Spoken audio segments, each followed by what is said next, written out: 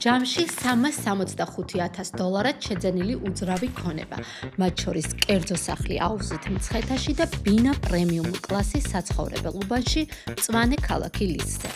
ეს იუსტიციის მინისტრის პაატა სალიას ოჯახის საკუთრებაა. ქონება მისი ცოლის სახელზეა რეგისტრირებული.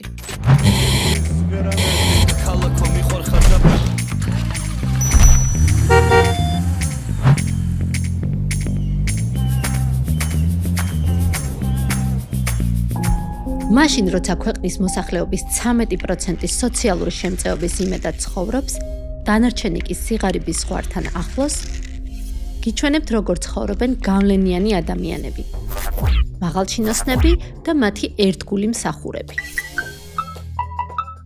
გახდით ჩვენი გამომწერი და ამ გადაცემის მომდევნო ეპიზოდები არ გამოგრჩებათ. ფაქტებსა და დოკუმენტებზე დაყრდნობით მოგიყვებით ფუფუნების ამბებს. არ დაგავიწყდეთ ამ ვიდეოს გაზიარება.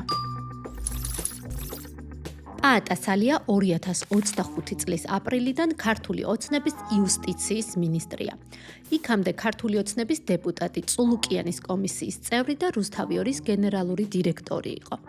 გასულ წელს სალია ესტონეთის მთავრობის მიერ სანქცირებულთა სიაშიც მოხვდა ადამიანის უფლებების დარღვევის გამო.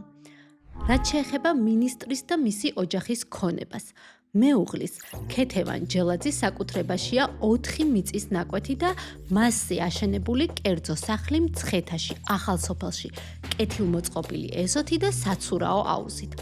ეს ქონება 2020-2021 წელს იყიდა $158,000. ჯელაძეს ეკუთვნის 2015 წელს ნაყიდი 180 კვადრატული მეტრი ბინა ლისის მიმდებარედ. 2024 წელს ამ ქონებას სარდაფიც დაამატა.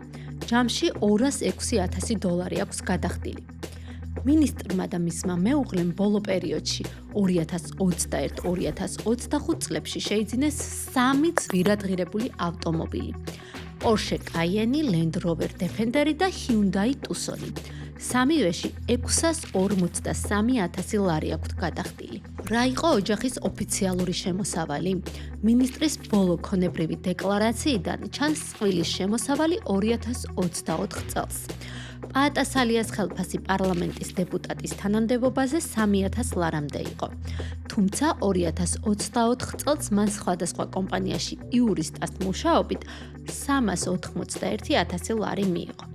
რაც შეეხება ბიზნესს, პაატა სალიას სახელზე 2 აქტიური კომპანიაა, მაგრამ ბოლო დეკლარაციის მიხედვით იქედან შემოსავალი არ მიუღია. მინისტრის მეუღლე ქეთევან ჯელაძე მეწილია 4 აქტიური კომპანიის, რომელიც იურიდიულ და საგანმანათლებლო სფეროში საქმიანობს. დეკლარაციის მიხედვით 2024 წელს აქედან $400,000 შემოსავალი მიიღო. ამავე დეკლარაციაში წერია, რომ ჯელაძეს და სალიას დანაზოგის სახით $95,000 უფიქსირდებათ. ხსმენიათ ქართული ოცნების წევრების ან საჯარო მოხელეების დამავალ ქონებაზე. მოგწერეთ კონფიდენციალურად მეილზე ან სიგნალში. დეტალებს აღწერაში იპოვეთ. არ დაგავიწყდეთ ჩვენი არხის გამოწერა და ამ ვიდეოს გაზიარება.